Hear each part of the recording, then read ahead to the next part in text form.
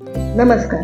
श्री स्वामी समर्थ. आपल्याशी पितृदोष यांसारखे इतर दोष जे आपल्या पत्रिकेत तयार होतात त्याच्याविषयी माहिती. आपल्या आयुष्यात फक्त पितृदोषांमुळेच अडचणी येतात का?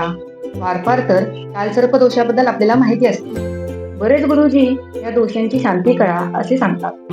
परंतु पितृदोषांसारखेच आपल्या पत्रिकेमध्ये इतरही दोष असतात, जसे की मातृदोष, गुरुदोष, स्त्रीदोष, बहीण दोष व बंधुदोष. हे दोष आपल्याला माहीत नसतात. बऱ्याच ठिकाणी याची चर्चा पण होत नाही, परंतु पत्रिकेमध्ये हे काम करत असतात. आपण वर्षातून फक्त दोनदाच पितृपक्ष आणि वर्षश्राद्ध या दिवशी पितरांचे उपाय करतो. परंतु हे उपाय केल्यानंतरच आपल्याला आयुष्यातील अडचणी कमी होतात का? नाही.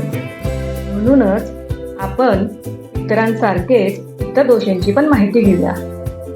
प्रथमतः मातृदोष याविषयी आपण माहिती घेऊ. मातृदोष म्हणजे काय?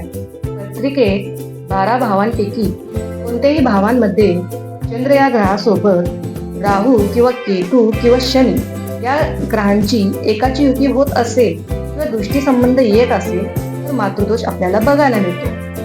त्याचबरोबर मागील जन्मात आपण आपल्या आईला किंवा आई समान असणाऱ्या इतर स्त्रियांना त्रास दिलेला असतो, त्यांना अपशब्द वापरलेले असतात.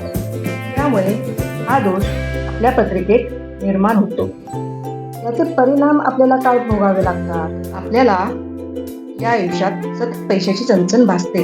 पैसा पुरवठी येत नाही. पैसा नको त्या ठिकाणी खर्च होतो.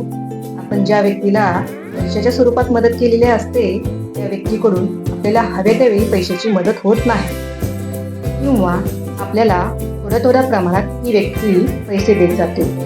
अशा व्यक्तींचे मन पण फार चंचल असते. मनामध्ये एक प्रकारची कोणत्या ना कोणत्या गोष्टीची भीती असते, मानसिक दडपण असते, आईची तब्येत सतत खराब राहते. आजच्या व्हिडिओमध्ये आपण फक्त मातृदोषांबद्दलच माहिती घेतली. पुढील व्हिडिओमध्ये आपण गुरुदोषांची माहिती घेऊया.